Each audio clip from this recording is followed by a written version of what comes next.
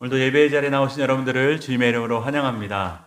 아름답고 화창한 가을날 하나님께서 우리 모두를 예배의 자리로 불러주셨습니다. 이 시간 우리에게 큰 은혜를 부어주신 하나님께 감사의 마음을 담아 또 우리의 마음을 또 정성을 모아 한 마음으로 예배해 드리겠습니다. 함께 찬양하겠습니다.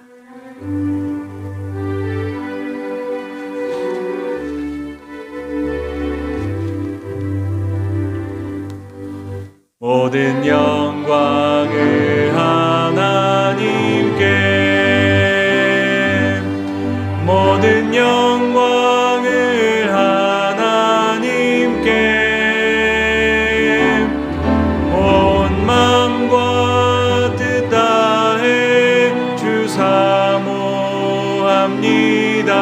모든 영광을 하나님께. 예수님 찬양 받으소서. 예수님 찬양 받으소서. 죄 사했네 우리 위에 성령 주셨네. 예수님 찬양 받으소서.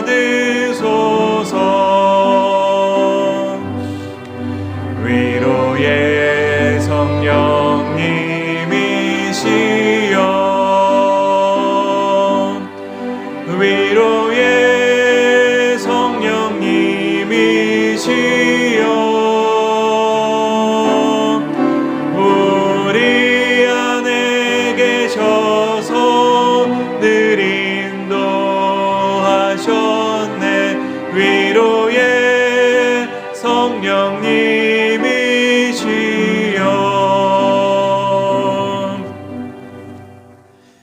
살아계신 하나님, 주님의 은혜를 감사드립니다. 예수 그리스도의 보혈로 우리의 모든 죄를 씻어주시고 부족한 저희들을 주의 자녀 삼아주신 은혜를 감사드립니다. 오직 주님만이 우리의 힘이시고 능력이 되시며 우리의 구원이 되심을 이 시간 고백합니다.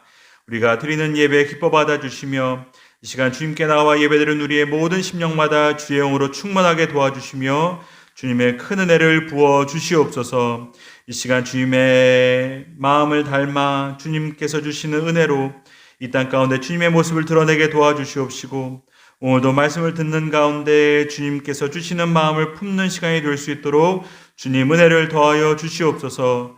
주의 성전에 나와 예배드리는 모든 심령마다 주님 저희들의 기도를 들어 응답하여 주시옵시며 또 주의 전을 향하여서 기도드리는 모든 각지에 흩어져 있는 성도들의 예배를 기뻐 받아 주시고 이 시간 어디서 예배를 드리던 한마음 되게 도와주시옵시고 저들의 마음과 또한 정성이 드려지는 복된 시간이 되도록 은혜를 부어 주시옵소서. 예수 그리스도의 이름으로 기도드립니다. 아멘. 함께 자리에서 일어나셔서 찬송가 39장 찬양하겠습니다.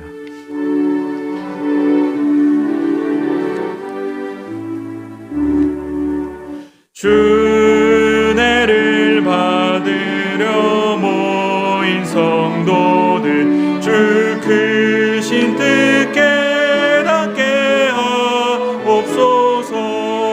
내 고통의 멍에를 다 벗게 되니 날 구속하신 이름 찬양하리. 주리를 곁에서 인도하시니 그 거룩한 나라가 이루어지네. 저 마귀와 싸워서 늘 승리하니 큰 영광 주께 돌려 찬양하리.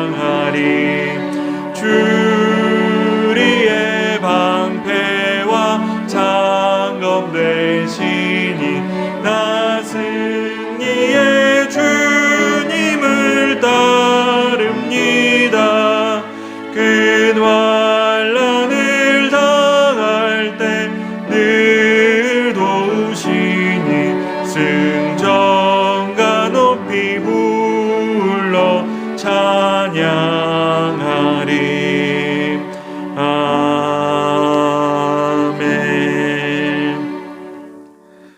통시교독 105번입니다. 여호와께 감사하라. 그는 선하시며 여호와께 감사하고 그의 이름을 불러 아뢰며 그들이 광야 사막길에서 방황하며 거주할 성읍을 찾지 못하고 이에 그들이 근심 중에 여호와께 부르짖으매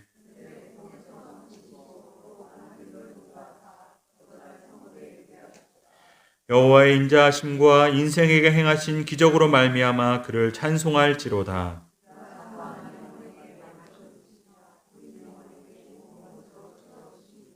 아멘. 나는 전능하신 아버지 하나님 천지의 창조주를 믿습니다. 나는 그의 유일하신 아들 우리 주 예수 그리스도를 믿습니다. 그는 성령으로 잉태되어 동정녀 마리아에게서 나시고 본디오 빌라도에게 고난을 받아 십자가에 못 박혀 죽으시고 장사된 지 사흘 만에 죽은 자 가운데서 다시 살아나셨으며 하늘에 오르시어 전능하신 아버지 하나님 우편에 앉아 계시다가 거기로부터 살아있는 자와 죽은 자를 심판하러 오십니다.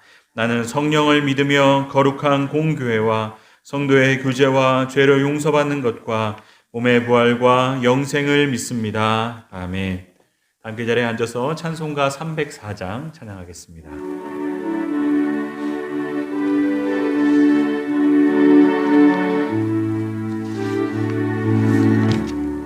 그 크신 하나님의 사랑 말로 다 형용 못하네. 저 높고 높은 별을 넘어 이 낮고 낮은 땅 위에 죄범한 영혼 구하려 그 아들 보내사 화목제물 삼으시고 죄 용서하셨네.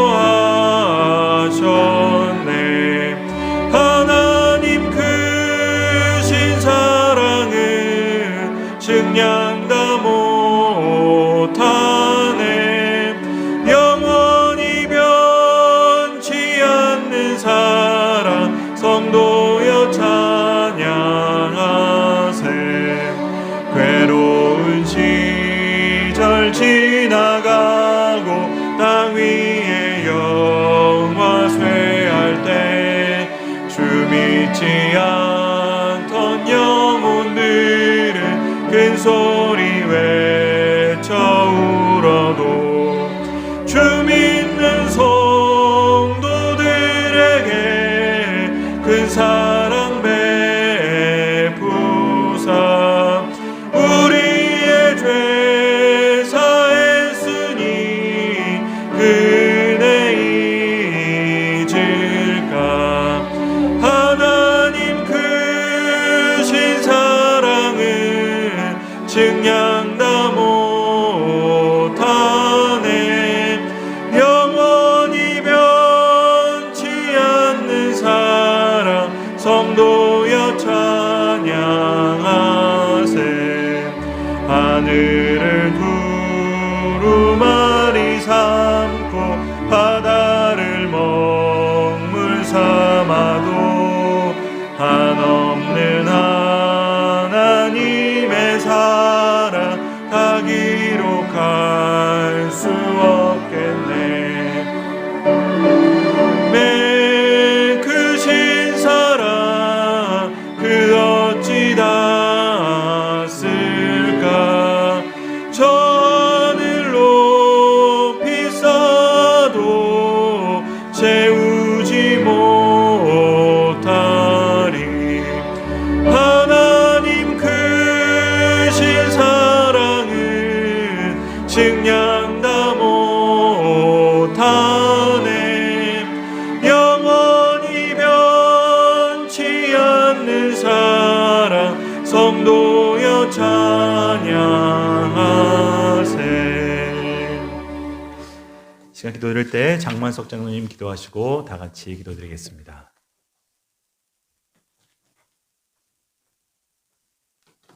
사랑과 은혜가 풍성하신 거룩하신 하나님, 오늘 이 귀하고 복된 성회를 우리에게 허락해 주시고 하나님의 거룩한 성전에서 주의 백성들이 소리 높여 주님을 찬송하며 예배할 수 있도록 인도해 주신 것을 감사합니다.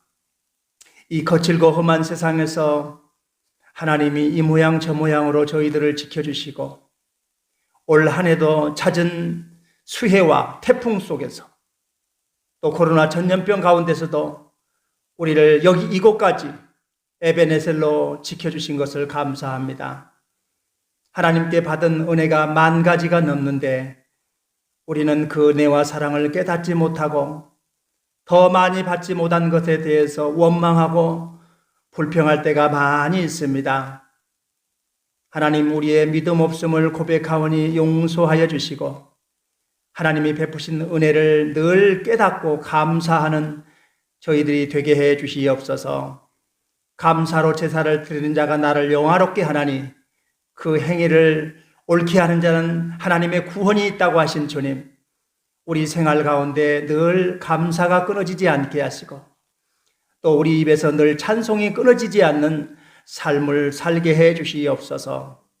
이 나라의 민족 하나님 사랑하여 주셔서 5,000년 역사 가운데 이 민족을 지켜주시고 오늘까지 이렇게 하나님 아버지 복된 나라 되게 해주신 것을 감사합니다. 이 나라의 민족이 온전히 복음화되며 이 민족이 하나님 경외하는 민족이 되어서 하나님의 법을 사랑하는 민족이 되어서 하나님의 복을 받고 세계에 나누어주는 복된 나라가 되게 도와주옵소서. 한국 교회를 주님이 축복하여 주시고 이 나라의 민족의 희망과 소망이 되는 한국 교회가 되게 하시며 또 우리 한국 교회가 이 민족의 파수꾼이 될 수 있는 우리 한국 교회가 되게 도와주시옵소서. 파송된 선교사님들 하나님 지켜주시고 저들이 아버지 하나님 시절에 파송된 선교 지역에서 땅 끝까지 이르러 주의 복음 증거할 수 있도록 하나님이 그 사역 위에 기름 부어 주시옵소서. 우리 광장교회를 특별히 사랑하신 하나님, 올 한 해도 하나님의 은혜 가운데 어려웠지만은 여기까지 이렇게 지켜주시고 성장케 도와주신 것을 감사합니다. 특별히 이제 다음 주에는 추수감사절로 우리 한국교회에서 또 우리 광장교회에서 지키게 됩니다. 하나님, 저에게 베푸신, 우리에게 베푸신 하나님의 은혜를 깊이 생각하며 온 마음을 다해서 감사하는 이제 하나님 주일이 되게 도와주시옵소서. 하나님, 우리 가운데 거룩하지 못하고 깨끗하지 못한 것들 많이 있습니다. 오늘 이 예배 드릴 때 우리 마음이 정결하게 하시고 거룩하게 하시고 깨끗하게 하셔서 우리가 드린 예배가 하나님 앞에 진정으로 연락되고 상달되는 산 제사가 되게 도와주시옵소서. 오늘도 주님 이 예배 가운데 하나님의 치유와 회복의 역사가 있게 하시고 하나님 아버지 병든 자 치료되는 역사가 일어날 수 있도록 주의 말씀으로 함께해 주시옵소서. 하나님, 우리가 이 땅에 살면서 세상과 타협하지 않게 도와주시고 하나님 제일 중심으로 살게 하시며 온전히 나와 내 집은 여호와만 섬기겠다고 하는 여호수아의 고백처럼 하나님을 잘 섬기는 우리 모든 광장교회 믿음의 권속들 다 되게 해 주시옵소서. 하나님, 오늘 우리 광장교회가 데살로니가 교회 같이 정말로 믿음으로 소문난 교회, 그리고 좋은 이제 믿음의 소문이 난 교회, 그리고 늘 깨어있는 교회가 되게 도와주시고 우리 광장교회 모든 성도들은 정말로 재림의 신앙을 갖고 마라나타 늘 깨어서 기도하는 성도들이 되게 도와주시옵소서. 하나님 감사합니다. 특별히 이제 수능을 앞두고 있는 우리 자녀들도 있습니다. 그동안 열심히 하나님에서 공부하며 수고했던 것들 하나님 좋은 결과가 있게 하시고 또 원하는 대학에 하나님 지나갈 수 있는 길을 주님이 열어주시옵소서. 하나님, 오늘도 이 예배 가운데 주의 성령께서 함께 해주시고 우리 목사님 말씀 증거할 때 이 말씀이 능력이 되게 하시고 우리 심령과 골수를 쪼개고도 남을 수 있는 귀한 말씀 되게 해주시옵소서. 예배의 모든 시정을 주님께 의탁드리며 예수님 거룩하신 이름으로 기도하옵나이다. 아멘.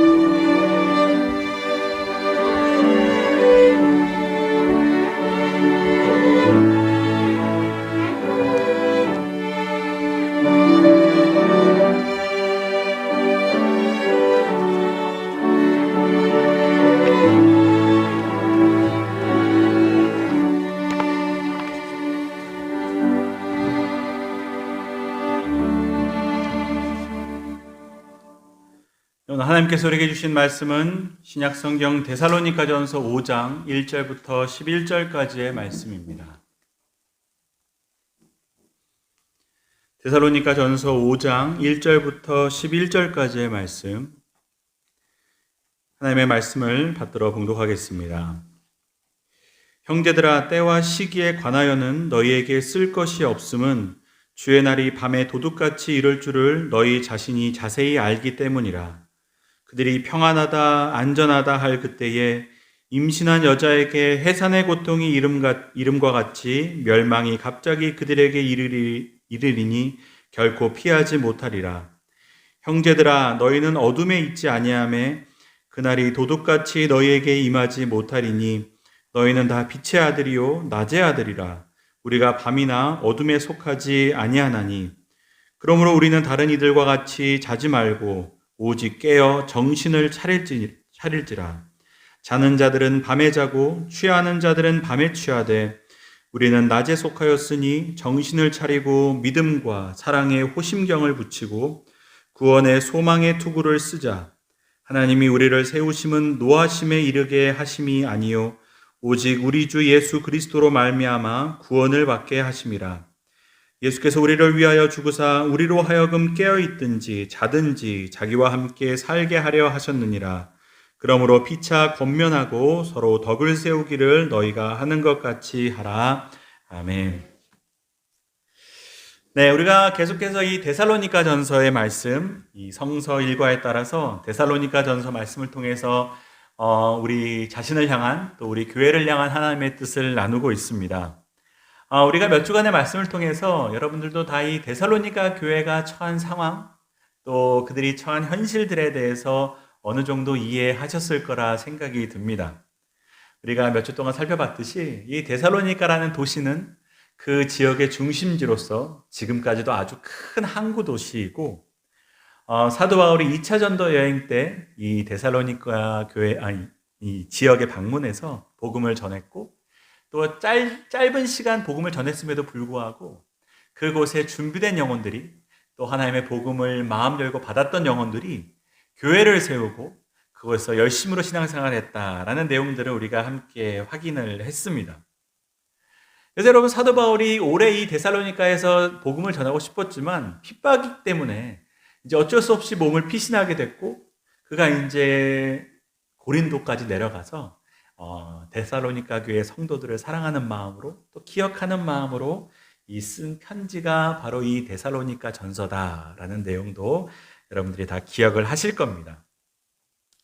여러분들이 신약 성경 가운데서 제일 먼저 쓰여진 책이 무엇인 줄 아십니까? 제가 이 질문을 왜 하겠습니까? 이 데살로니가 전서이기 때문에 제가 이 질문을 드린 겁니다. 사실은 이 신약 성경이 복음서부터 이렇게 시작이 되지만 그것이 쓰여진 순서는 아닙니다.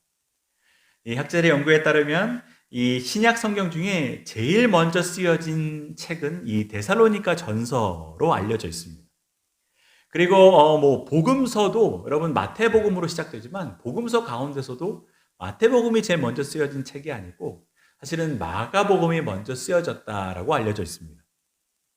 보통 이 마가복음이 이제 주후 70년경쯤에 쓰여진 책이라고 알려져 있습니다. 65년이라고 말하는 분도 있고 70년이라고 말하는 분도 있지만, 아무튼 이 데살로니가 전서는 그 마가복음이 쓰여지기도 거의 한 15년에서 20년 전, 그러니까 50년, 길게 잡아도 52년 정도에 쓰여진, 사도 바울이 고린도에서 사역했을 때 이 데살로니가에 있는 성도들이 기억나서 이렇게 쓴 책이 바로 이 데살로니가 전서입니다. 그래서 이 데살로니가 전서는 제일 먼저 쓰여진 성경으로, 여러분 아주 초기 교회, 초대교회 성도들이 어떤 모습이었는지를 확인하게 하는 아주 중요한 기록입니다. 여러분, 바로 이때가 예수님께서 돌아가신 지 거의 한 20년이 안 됐을 때입니다. 여러분, 완전히 교회가 탄생하고 얼마 안 된 시점이고, 그때 성도들은 도대체 어떻게 신앙생활을 했을까? 그때 성도들은 도대체 어떤 마음으로 신앙생활을 했고 또 어떤 것을 중요하게 여겼을까? 사실은 이런 것들을 이 데살로니가 전서를 통해서 확인할 수 있습니다. 단순히 이 데살로니가 교회에 대한 이야기뿐만 아니라 이 초기 교회의 이 성도들에 관한 이야기들이 사실은 여기 담겨져 있습니다. 여러분, 사실 여러분도 궁금하시지 않습니까? 처음 예수님을 믿었던 사람들은 도대체 어떻게 예수님을 믿었을까? 그 당시 성도들은 도대체 무엇을 중요하게 여겼고 또 무엇을 생각하면서 이 신앙생활을 해왔을까? 여러분, 우리가 이것들을 확인하기 원하는 이유는 우리가 그들과 닮은 점이 무엇인지도 확인해야 되겠지만 혹 처음 신앙인들이 처음 신앙생활을 했던 사람들이 갖고 있었던 것 중에 우리가 놓치고 있는 것은 없는지를 확인하기 위함입니다. 정말 초대교회 성도들이 중요하게 여겼던 것들 중에 우리가 너무 오랜 시간이 흘러와서 잃어버리게 된 것이 없는지. 아닌 게 아니라 사실 데살로니가 전서는 우리에게 아주 중요한 것을 말해줍니다. 초대교회 성도들과 우리의 차이점을 얘기하고 있는데 그것이 다른 것이 아니라 바로 재림에 관한 것입니다. 여러분, 재림이 무엇입니까? 예수님이 다시 오신다는 겁니다. 예수님이 다시 오시는데 다시 오실 때는 심판주로 오신다는 겁니다. 심판하시는 왕으로 이 땅에 다시 오신다는 것. 이 재림의 내용은 사실은 이 당시 믿었던 성도들이나 지금 우리가 배운 내용, 우리가 고백하는 내용과 전혀 다르지 않습니다. 그걸 어떻게 확인할 수 있습니까? 우리가 오늘도 예배 시간에 고백했던 사도신경으로 확인할 수 있습니다. 여러분, 이 사도신경이 뭡니까? 사도들로부터 고백되어진 우리의 신앙의 내용 아니겠습니까? 그 당시 성도들이 믿었던 신앙의 내용과 지금 우리가 고백하는 신앙의 내용이 다르지 않다는 겁니다. 오늘도 우리는 분명히 고백했습니다. 거기로부터 살아있는 자와 죽은 자를 심판하러 오신다고 고백한 겁니다. 이것이 바로 재림입니다. 2000년 전에 마게도냐에 있던 데살로니가라는 도시에서 신앙생활했던 사람들이 믿었던 내용과 2000년이 지나 그곳으로부터 수천 킬로 떨어진 대한민국 울산에서 신앙생활하고 있는 우리와 신앙의 내용이 다르지 않다는 겁니다. 이게 참 신기한 거 아니겠습니까? 놀라운 거 아니겠습니까? 어떻게 여러분 2000년 전에 생각했던 그 신앙의 내용과 지금 우리가 믿는 것이 똑같을 수 있겠습니까? 이게 참 하나님의 은혜이고 감사한 일이고 또 아주 신기한 일입니다. 여러분, 몇 년만 지나도 한 세대만 넘어가도 많은 것들이 달라집니다. 생각이 달라지고 말이 달라집니다. 그런데 2000년 전에 신앙생활 했던 사람과 우리와 고백하는 내용이 똑같다는 겁니다. 그렇게 우리도 똑같이 예수님께서 다시 오신다는 사실을 고백하는데 그럼 신앙의 내용이 똑같은데 그런 신앙에서 나온 우리의 모습과 행함은 똑같냐? 그렇지 않다는 겁니다. 여기서 이 차이점이 있는 겁니다. 이 내용이 똑같으면 신앙의 모습도 똑같아야 되고 고백하는 것이 같으면 우리의 나타나는 행동도 똑같아야 되는데 똑같은 재림을 고백하고 똑같이 예수님의 다시 오심을 고백하는데 신앙의 행함이 완전히 달랐다는 겁니다. 뭐가 차이였냐? 여러분, 초대교회, 특별히 데살로니가에 있는 성도들도 예수님의 재림을 믿었지만 그들은 예수님이 당장이라도 내일 오실 거라고 믿었던 겁니다. 그들이 살아있는 동안에 예수님을 만나게 될 거라고 생각하고 믿었습니다.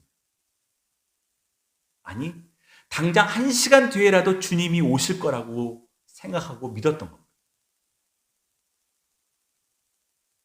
여러분, 그들에게 예수님의 재림은 그저 줄줄줄줄 외우는 그냥 신앙의 고백의 한 문단이 아니었고 너무나 가까운 시일에 일어날 현실이었고 실제였습니다.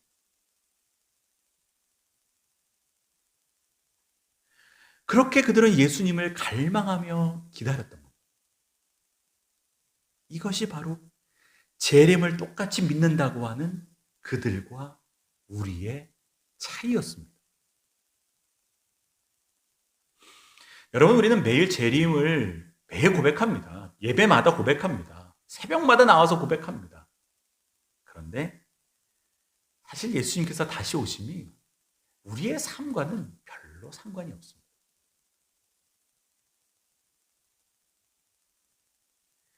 주님이 2000년 동안 안 오셨기 때문에 이제 오실 거라고 생각도 안 합니다. 여러분, 지금 우리가 2021년을 산다는 말이 뭡니까? 주님 안 오신 지 2000년이 다 돼간다는 말입니다. 2000년이나 안 오신 분이 오시겠어? 주님이 오신다는 생각이 없는 겁니다. 오히려 재림보다 영화에 나오는 무슨 운석이 지구에 떨어져가지고 지구에 종말이 오든지 무슨 핵전쟁이 일어나가지고 지구에 종말이 온다 그러면 오히려 고개를 끄덕입니다. 그럴 수도 있지. 그런데 재림에 대한 생각은 오히려 없는 겁니다. 재림은 그냥 책에만 있는, 그냥 글에만 있는 사문화된 신앙 고백이고 사문화된 교리가 된 겁니다. 여러분, 예수님의 제자들은 성령에 충만하여 가는 곳곳마다 예수님의 복음을 증거했습니다. 그 복음의 내용이 다른 것이 아니었습니다. 예수님의 십자가였고 또한 그의 부활이었고 또 그가 다시 오신다는 거였습니다. 우리는 항상 십자가와 부활만 얘기하지만 그들은 항상 빼놓지 않고 주님이 다시 오신다는 사실을 증거했습니다. 여러분, 이것이 제자들이 무슨 특별한 목적이 있어서 전한 게 아닙니다. 그냥 주님께서 그렇게 말씀하셨기 때문에 배운 대로 전한 겁니다. 여러분, 재림이 예수님의 제자들이 만들어낸 얘기가 아닙니다. 예수님이 십자가 지시기 전에 여러분, 이 주님께서 스스로 다시 오신다는 말씀을 얼마나 많이 하셨는지 모릅니다. 여러분, 복음서 보십시오. 여러분이 알고 있는 유명한 비유들은 거진 다 재림에 관한 주님의 가르침입니다. 열처녀의 비유, 달란트의 비유, 양과 염소의 비유. 다 무슨 비유입니까? 주님 다시 오신다는 겁니다. 내가 반드시 다시 온다는 겁니다. 와서 심판할 것이고 양과 염소를 가를 것이고 충성된 종과 그렇지 않은 종을 나눌 것이라는 겁니다. 기름을 준비한 여인과 기름을 준비하지 않은 여인의 삶이 달라진다는 겁니다. 여러분, 그래서 감람산에서 예수님이 승천하실 때 하늘만 바라보고 있는 제자들에게 천사들이 얘기하는 거 아니겠습니까? 이렇게 하늘로 올라가신 주님이 너희들을 본 그대로 내려오신다는 겁니다. 그래서 여러분, 제자들은 그 말씀에 따라 가는 곳곳마다 예수님의 다시 오심을 증거했습니다. 이것이 그들이 전한 복음의 아주 중요한 내용이었습니다. 여러분, 사도 바울도 데살로니가에 그렇게 오래 있지 못했습니다. 여러분, 짧은 시간 있으면 전할 것이 얼마나 많았겠습니까? 그러나 그 짧은 순간 가운데 사도 바울에 빠뜨리지 않고 전했던 것이 바로 이 예수님의 다시 오심이었습니다. 왜? 이것처럼 중요한 게 없습니까? 이게 우리의 신앙의 핵심 중의 핵심이기 때문에 주님 다시 오신다는 것을 빼놓지 않고 증거했던 겁니다. 여러분, 이런 초대교회 성도들의 갈망과 주님을 기다리는 그 간절한 마음이 담겨있는 한 단어가 무엇입니까? 그게 바로 마라나타입니다. 여러분들도 한 번쯤은 들어보셨을 이 헬라어, 사실은 아람어인데 이게 헬라어로 음역된 말입니다. 뜻은 우리 주님 다시 오신다는 말입니다. 마라나타. 여러분, 초대교회 성도들이 예수님을 얼마나 기다렸는지 이 마라나타로 기도했고 마라나타로 인사했습니다. 다시 말해, 만날 때마다 성도들끼리 마라나타, 헤어질 때마다 마라나타. 다시 말해, 만날 때마다 우리 주님 다시 오십니다. 헤어질 때마다 서로 기억하라고 하면서 우리 주님 다시 오십니다. 늘 마라나타였습니다. 아닌 게 아니라 사도 바울도 여러분, 고린도 교회에 편지하는 첫 번째 편지, 고린도 전서의 마지막 16장에 보면 그렇게 기록이 됩니다. 우리 주님 다시 오십니다라고 끝 인사를 씁니다. 마라나타. 그리고 여러분 제일 잘하는 마라나타가 어디 있습니까?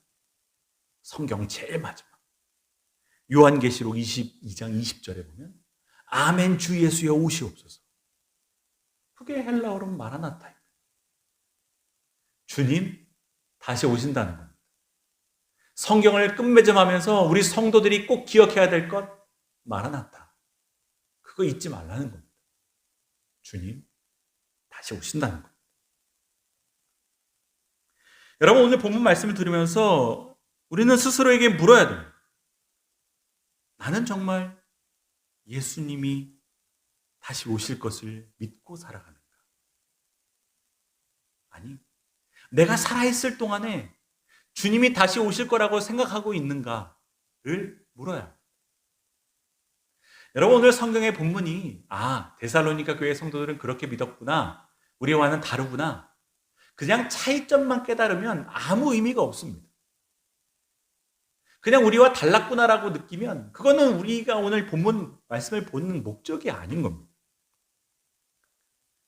우리가 오늘 본문을 보면서 함께 기억해야 될 것은 내가 정말 마라나타의 마음으로 살고 있는가를 우리 스스로에게 물어봐야 한다는 겁니다.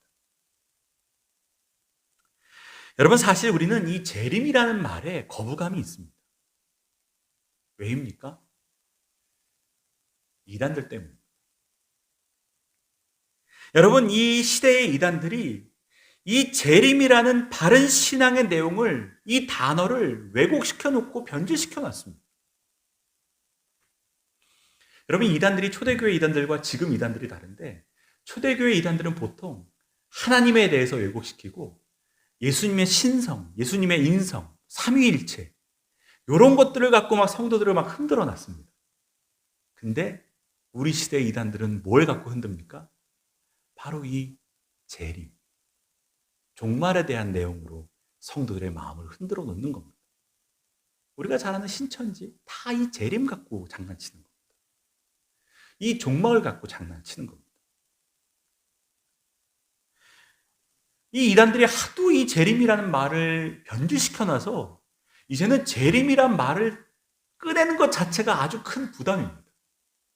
여러분 오늘 저도 설교를 준비하면서 이 본문이 정해져가지고 제가 어쩔 수 없이 재림 얘기를 해야 되는데 저에게도 부담이 있는 겁니다. 저 목사가 우리 교회 온 지 1년 되더니 본색을 드러내나? 이상한 재림 얘기를 하네. 근데 여러분 재림은 여러분 우리 신앙의 핵심입니다. 이거는 우리가 꼭 회복해야 될 우리의 신앙의 아주 중요한 가치입니다.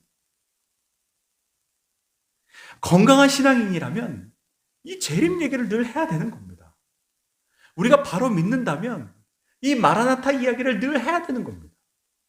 근데 하도 이단들이 이 재림 얘기를 왜곡시켜 놔가지고 이제는 재림이라는 말 하는 것 자체가 부담인 겁니다.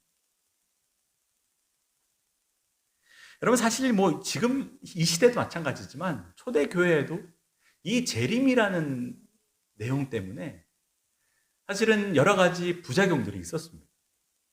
그 대표적인 것 중에 하나가 뭐냐면 이 재림이라는 내용을 잘못 받아들인 성도들이 자신의 삶에서 도피하고 자신의 현실을 거부하기 시작했다는 거예요. 주님 오시니까 야, 다 할 일 하던 일 다 때려쳐.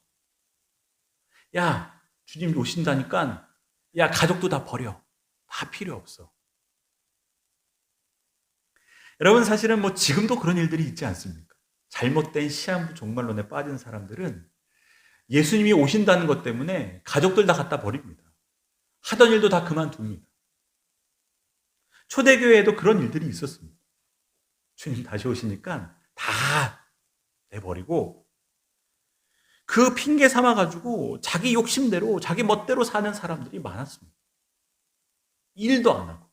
그럼 주님 재림을 하시면 주님 기다리는 마음으로 더 충실히 살아야 되는데 오히려 거꾸로 되는 겁니다. 그런 성도들에게 사도 바울이 했던 유명한 말이 뭡니까? 데살로니가 후서 3장에 나오는 말, 일하기 싫은 자는 먹지도 말아라. 예수님 재림하신다고 일 다 때려치고 혼자 틀에 앉아가지고는 남들이 해온 거 그냥 훔쳐먹으면서 그냥 편하게 사는 사람들. 주님 내일 오시다니까 나 일 안 해. 그런 사람들을 향해서 사도 바울이 일하기 싫은 자는 먹지도 말아라 라고 얘기한 겁니다.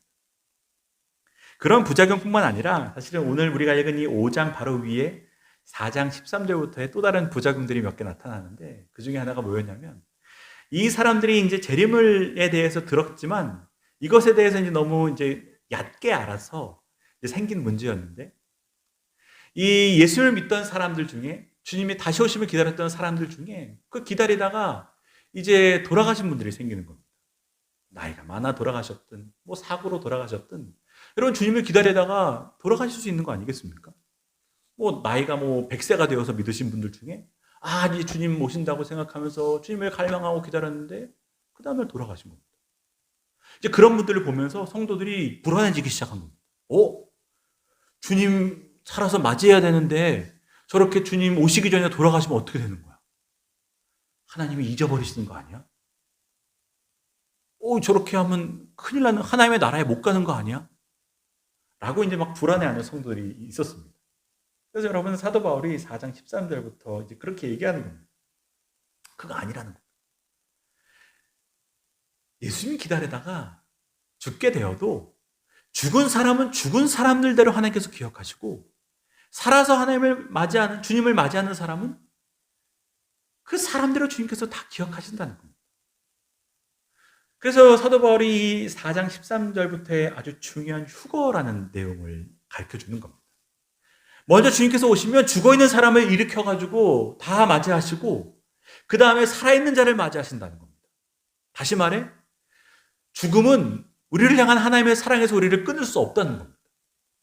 모두가 다 하나님께서 기억하시고 모두가 다 하나님께서 구원하신다는 겁니다.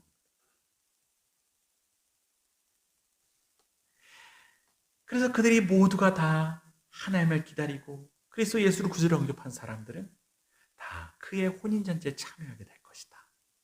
미리 죽었든 살아있는 상태에서 하나님을 맞이하든 상관없다는 겁니다.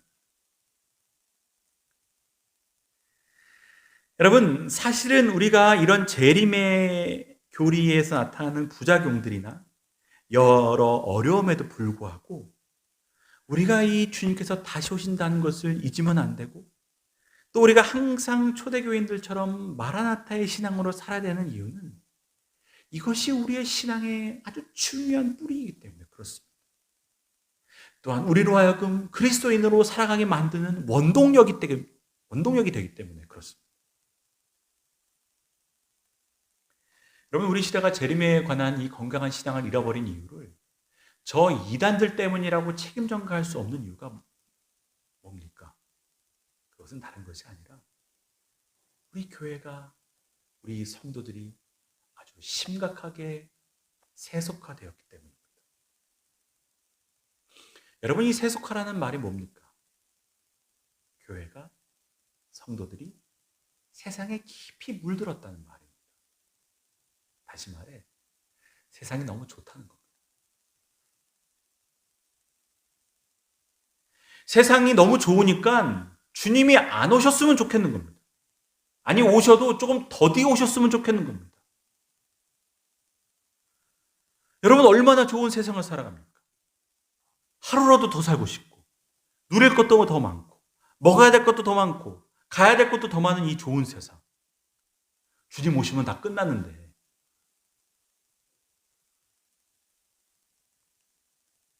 여러분 지금 솔직히 여기서 주님 오시면 좋겠다고 생각하는 분들이 몇 분이나 계시겠습니까? 여러분 진짜 지금 당장이라도 주님이 오시면 정말 좋겠습니까? 아니면 주님 저 시집 좀 가고요. 아니 저 주님 저 좋은 날 남았는데 다음 달 적금 만기 되는데 주님 오시면 안 됩니다. 저 증손주까지는 봐야죠. 저 손주 시집 가는 건 봐야죠. 여러분 세상엔 너무 좋은 게 많고 해야 될 게 많습니다. 우리의 마음이 너무 부해지니까 하나님 없이도 살 수 있을 것 같으니까 주님 오시는데 관심이 없는 겁니다. 어떻게 하면 주님이 좀 늦게 오셨으면 좋겠는 겁니다. 하루라도 좀 늦게 오셨으면. 너무 좋다. 그게 오늘 성경 본문에 나옵니다. 3절 말씀에 그들이 평안하다, 안전하다 할 그때. 이 말이 뭐겠습니까? 다 배가 부른 겁니다. 다 평안한 겁니다. 너무 좋은 세상인 겁니다. 평안하다, 안전하다 할 그때. 여러분, 주님께서 이미 우리의 모습을 예상하셨던 겁니다. 모두가 다 평안한 겁니다. 안전한 겁니다. 여러분, 사실 데살로니가까지 갈 필요도 없습니다. 2000년 전까지 갈 필요도 없습니다. 우리 신앙의 선조들, 초기 한국교회 우리 신앙의 선조들이 어떻게 신앙생활을 했는지 기록을 보면 여러분 얼마나 주님 다시 오시기를 기다렸는지 모릅니다. 그 당시 주기철 목사님, 길선주 목사님, 또 손영환 목사님 설교의 내용들을 보면 항상 이 주님의 재림에 관한 설교가 있었던 겁니다. 주님 다시 오십니다 하면 모든 성도들이 어려운 시대 가운데 갈망하는 마음으로 주님을 기다렸던 겁니다. 주님 오시옵소서. 마라나타. 여러분 2000년 전 로마까지 갈 필요도 없습니다. 우리의 신앙의 선조들, 100년도 안 된 우리의 신앙의 선조들이 다 예수님을 갈망하는 마음으로 기다렸습니다. 근데 우리는 너무 주님의 은혜를 많이 받아가지고 오히려 주님을 안 기다리게 됐습니다. 여러분 이게 굉장히 주객이 전도된 거 아니겠습니까? 주님께서 은혜를 주시면 주님을 더 기다려야 되는데 우리는 주님의 은혜를 너무 많이 받아가지고 오히려 주님을 안 기다리게 됐습니다. 이것처럼 모순된 일이 없고 이것처럼 아이러니한 일이 없는 겁니다. 여러분 이것이 초대교회 성도들, 초기 한국교회 성도들이 아무 힘이 없고 소수였고 늘 핍박받는 자들이었지만 선한 영향력을 끼치던 사람들이었던 이유가 바로 여기 있던 겁니다. 그들이 정말 역동적인 신앙이었던 이유가 바로 우리와 다른 이 재림의 신앙에서 살았기 때문에 그렇다는 겁니다. 우리는 많은 사람들이 믿고 있고 어디 가나 교회가 있음에도 왜 영향력이 없을까? 라고 물어본다면 차이가 바로 여기에 있다는 겁니다. 왜? 주님이 오늘 오신다고 생각하면 우리가 무엇을 할지가 분명해지기 때문에 그렇습니다.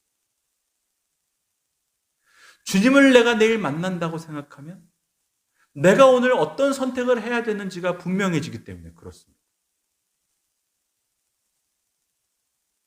그 차이.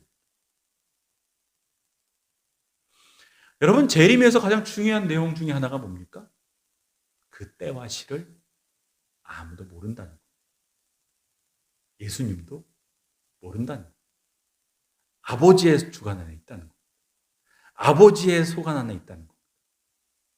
왜 항상 때와 시를 말하는 사람들이 문자입니다. 우리 시대 이단들도 다 이거 때 시기 말하려는 유혹에 빠져가지고 그 때 시기 말하다가 문제에 빠지는 거 아니겠습니까? 계산해 보니까 언제가 맞네. 근데 주님께서 말씀하실 때는 아무도 모른다는 겁니다. 그래서 오늘 사도 바울도 도적같이 온다는 겁니다. 임신한 여자가 해산의 아픔을 느낄 때처럼 온다는 겁니다. 언제 올지 모른다는 겁니다. 그렇게 때와 시를 모르는 주님의 오심이기 때문에 우리가 가져야 될 태도가 무엇입니까? 우리에게 주어지는 가장 삶의 중요한 자세가 무엇입니까? 바로 깨어있으라는 겁니다. 6절 말씀에 그렇게 기록이 되어져 있습니다. 그러므로 우리는 다른 이들과 같이 자지 말고 오직 깨어 정신을 차릴지라. 언제가 될지 모르기 때문에 항상 대비가 되어져야 된단 말이에요. 성도는 깨어있는 사람이라는 말입니다. 자면 안 된다는 말입니다. 여러분 이것이 다 열처녀의 비유입니다. 기름 준비해야 된다는 겁니다. 왜? 신랑 언제 오실지 모르니까. 여러분, 제가 오늘 깨어있는다는 말씀까지 다 드릴 수가 없습니다. 깨어있는다는 것이 무엇인지는 다음 주 제가 감사절 말씀을 통해서 조금 더 드리기로 하고, 오늘 우리가 한 가지 기억해야 될 것이 무엇이냐면 깨어있는다는 겁니다. 깨어있으라는 겁니다. 내가 깨어있는지 잠자는지를 확인하는 가장 간단한 질문은 내가 주님의 오심을 기다리고 있는지 그렇지 않은지를 확인합니다. 내가 내일이라도 당장 주님을 만날 준비를 하고 있는지, 내가 그런 생각이라도 하고 있는지. 여러분, 우리가 꼭 주님이 구름 타고 내려오셔야지 주님을 만나는 게 아닙니다. 꼭 지구의 종말, 우주의 종말이 와야지 재림이 아닙니다. 당장이라도 우리 내일 호흡이 다해서 주님을 만나게 될 수도 있는 겁니다. 우리가 주님을 맞이한다는 것은 주님이 구름 타고 내려오셔야지만 이루어지는 것이 아닙니다. 내 호흡이 언제까지 될지 모르는데 젊다고 내일 안 만나는 것도 아니고 그 반대도 아닌 겁니다. 우리는 항상 주님을 만날 수 있는 가능성 가운데 살아가는 거예요. 그래서 성경은 깨어있으라고 말하는 거예요. 깨어있어라. 제가 어릴 적부터 어른 목사님들을 통해서 늘 귀에 못이 박히게 드렸던 말이 뭡니까? 깨어있으라는 겁니다. 여러분, 예전 어른들은 항상 깨어있으라고 말했습니다. 목사님들이 앞에만 서시면 이유 불문하고 설명도 안 해주십니다. 그냥 깨어있으라는 겁니다. 잠자면 안 된다는 겁니다. 항상 긴장해야 된다는 겁니다. 어렸을 때 하도 그 얘기를 들으면 내가 지금 눈 뜨고 잘 듣고 깨어있는데 왜 자꾸 저렇게 깨어있으라고 말씀하시나. 그렇게 들었던 때도 있습니다. 연말이면 연말이라고 깨어있으라고 그러고, 연초면 연초라고 깨어있으라고 그러고, 새학기면 새학기라고 깨어있으라고 그러고, 방학이면 방학이라고 깨어있으라고 그러고, 봄이면 봄놀이 가지 말고 깨어있으라고 그러고, 가을이면 단풍놀이 가지 말고 깨어있으라고 그러고, 항상 깨어있으라고. 어떤 성도들은 왜 목사님들이 저렇게 맨날 깨어있으라고 말하냐라고 말하겠지만, 여러분, 그게 맞는 겁니다. 그게 목사의 역할인 겁니다. 여러분은 목사에게 뭘 기대하시는 겁니까? 그것처럼 중요한 일이 없기 때문에 깨어있으라는 겁니다. 왜? 우리는 아무도 모른다는 겁니다. 언제 주님 만나게 될지 모른다는 겁니다. 여러분, 아이들 키우는 집에서 매일 아침마다 울려 퍼지는 소리가 뭡니까? 끊임없이 반복되는 소리가 뭡니까? 일어나라는 겁니다. 깨어나라는 겁니다. 물론 훌륭한 자녀들이 있으면 스스로 깨어나는 애들도 있겠지만 보통 애들이 안 일어납니다. 엄마가 매일 반복합니다. 귀찮아합니다. 짜증냅니다. 그러나 그 소리가 끊어지면 어떻게 됩니까? 그날은 큰일 나는 날입니다. 모두가 잠든 날입니다. 그러면 그 집이 난리가 나는 겁니다. 여러분, 깨어나라는 말처럼 중요한 말이 없고 그것처럼 끊임없이 반복되어야 되는 말이 없습니다. 여러분, 깨어나라는 소리 한번 안 해보십시오. 그러면 왜 깨우지 않았냐고 난리 나는 거 아니겠습니까? 깨어나야 되는데, 깨워줘야 되는데 안 깨워줬다는 겁니다. 예전 제가 오카는 목사님 설교를 예전 설교를 듣다가 그런 얘기를 하셨습니다. 본인이 강남에 있는 성도들을 목회하면서 항상 교인들이 막 늘 새로운 설교 듣기 원하고, 늘 세련된 설교 듣기 원하고, 늘 지적으로 충족되는 설교 듣기 원하고, 늘 귀에 들리고 머리에 좋은 설교 듣기 원하고, 그래서 거기에 맞춰가지고 설교하다가 다 죽을 뻔했다는 거예요. 여러분, 무슨 말씀을 듣기 원하시는 겁니까? 무슨 소리를 듣기 원해서 주일날 교회로 오시는 겁니까? 우리가 들어야 될 말은 단순합니다. 듣기 좋은 얘기가 아닙니다. 매일 새로운 얘기가 아닙니다. 매일 지적으로 충족시켜주는 얘기가 아닙니다. 깨어나라는 겁니다. 깨어 있어야 된다는 겁니다. 긴장해야 된다는 겁니다. 엄마가 아이들에게 끊임없이 깨어나라고 말하듯이, 그것 때문에 그 아이가 살아나듯이 우리도 항상 그 얘기를 들어야 되는 겁니다. 그래야 사는 겁니다. 깨어 있어야 되는 겁니다. 여러분, 코로나지만 코로나가 문제가 아닙니다. 코로나 때문에 다 잠들어서 문제인 거예요. 여러분, 코로나 때문에 다 영적으로 잠들어 버린 거예요. 핑계가 생겼습니다. 코로나 때문에 다른 것은 다 하는데 예배가 무너지는 겁니다. 예배는 이상해지는 겁니다. 기도가 이상해지는 겁니다. 여러분, 코로나 때문에 애들 학교 다 보내고 다 하면서 신앙생활만 무너지는 겁니다. 여러분, 뭐가 정말 문제입니까? 무엇이 진짜 위기입니까? 코로나가 문제가 아니고 잠들어가는 것이 문제입니다.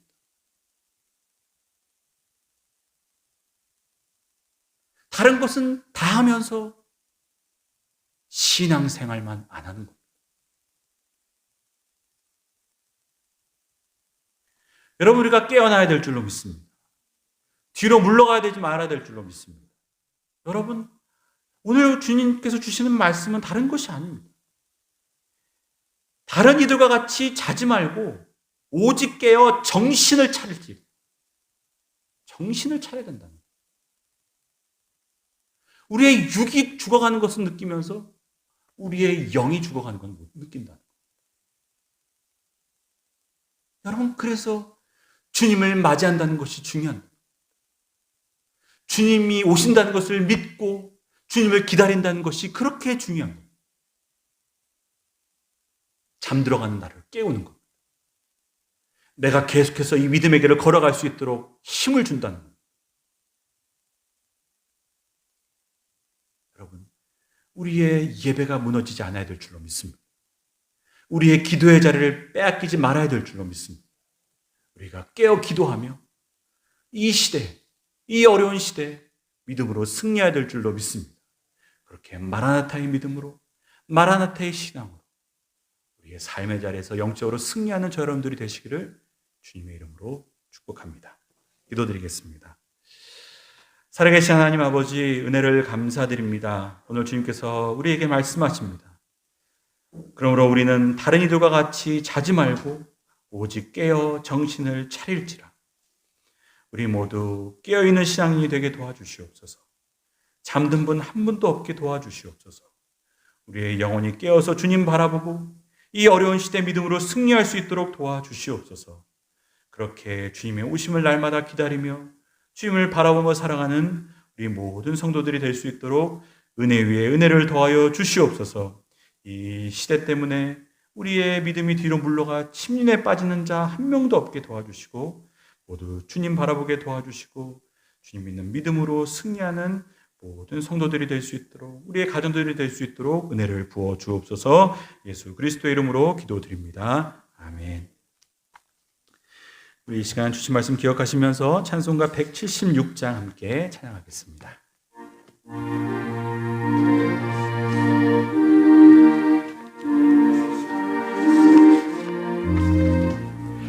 주 어느 때 다시 오실는지 아는 이가 없으니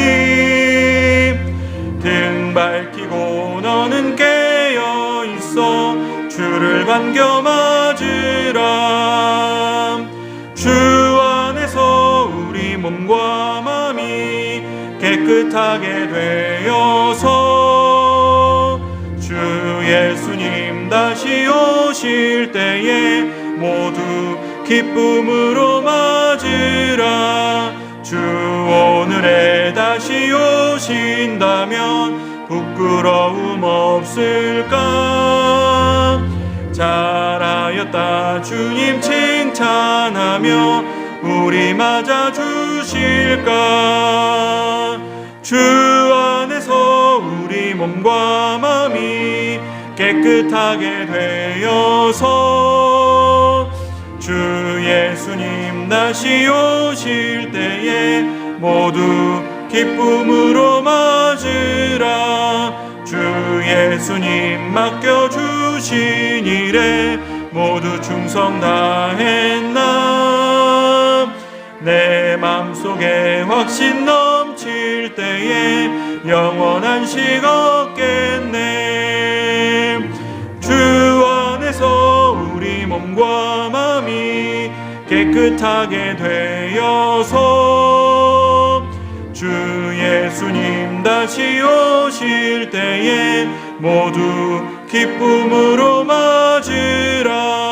주 예수님 언제 오실는지 한밤에나 낮에나 늘 깨어서 주님 맞는 성도 주의 영광 보겠네. 주 안에서 우리 몸과 마음이 깨끗하게 되어서 주 예수님 다시 오실 때에 모두 기쁨으로 맞으라.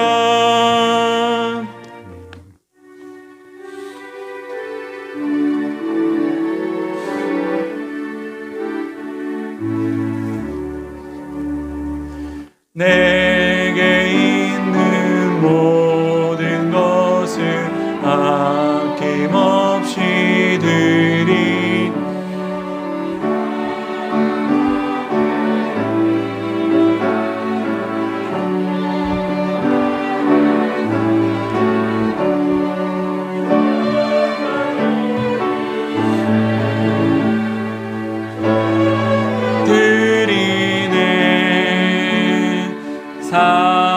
사랑하는 구주 앞에 모두 드리네.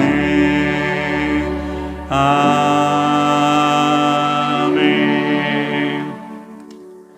살아계신 하나님, 주님의 은혜를 감사드립니다. 주님의 거룩한 날 우리 모두를 예배의 자리로 불러주시고 살아계신 하나님께 예배드리게 하여 주시니 감사드립니다.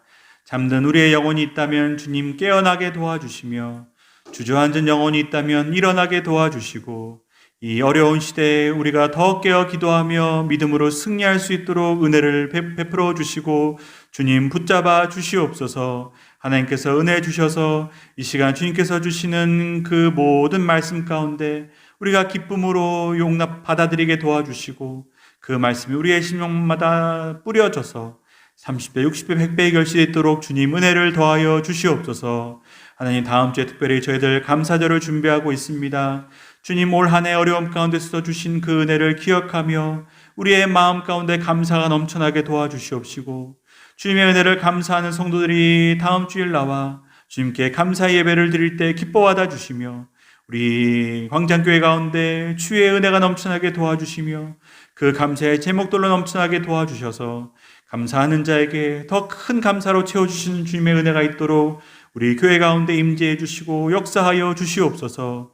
이 시간도 주님의 은혜를 감사하는 마음으로 드려지는 이 귀한 예물 기뻐 받아 주시고 이 예물이 쓰여지는 곳곳마다 주님께서 살아계심과 또 주님께서 다시 오심이 전해지게 도와주시며 죽은 영혼들이 살아나는 생명의 도구로 쓰임받도록 주님 구별하여 주시옵시고 하나님, 이 자리에 드리는 모든 심령들마다 저들의 삶과 가정마다 복의 복을 더하여 주셔서 저들의 삶에 복의 근원되는 삶이 되게 도와주시옵시고 모든 자들이 복의 근원으로서의 역할 감당할 수 있도록 은혜 위에 은혜를 더하여 주시옵소서. 하나님, 이 시간 함께 드려지는 기도의 제목들마다 응답하여 주시옵시고 어려움 가운데 주님께 간구하는 자에게 주님께서 은혜 부어주시며 질병 가운데 주님께 은혜를 간구하는 자에게 주님께서 노임을 허락하여 주시옵시고 하나님께서 주신 은혜가 넘쳐날 수 있도록 주님 함께하여 주시옵소서.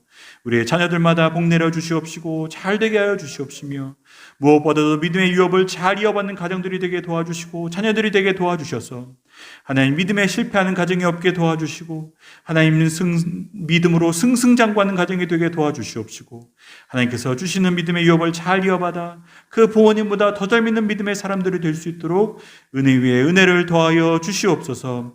하나님께서 주님께서 도와주셔서 이 나라 임종 붙잡아 주시며 모든 위기 넘어가게 도와주시옵시고 위정자들에게 지혜 허락하여 주시옵시고 모든 국회의원들에게 은혜 부어주시고 대통령에게도 지혜 허락하여 주시옵시며 우리 울산 시장님 또 우리 경찰청장님 또 우리 울산 북구를 섬기시는 모든 분들 하나님 한 분 한 분 위에 은혜를 주셔서 이 지역도 복을 받게 도와주시옵시고 우리 울산이 하나님께서 크게 쓰이시는 도읍이 될 수 있도록 성이 될 수 있도록 주님께서 은혜 위에 은혜를 더하여 주시옵소서. 하나님께서 주신 은혜 감사드립니다. 우리의 마음을 드립니다. 우리의 삶을 드립니다. 기뻐 받아주시고 우리 모두가 귀하게 쓰임받는 삶이 될 수 있도록 복에 복을 더하여 주시옵소서. 감사드립니다. 예수 그리스도의 이름으로 기도드립니다. 아멘.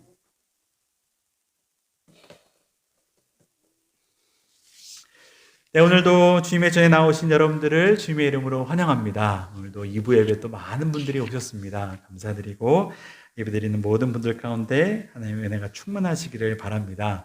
오늘 또 우리 늘 자리 지켜주시는 이승희 목사님과 함께 또 우리 장 목사님, 장영주 목사님 네 분도 또 방문해 주셨습니다. 너무 감사드리고 늘 하여튼 우리 교회를 위해 기도해 주신 것들 늘 감사드립니다.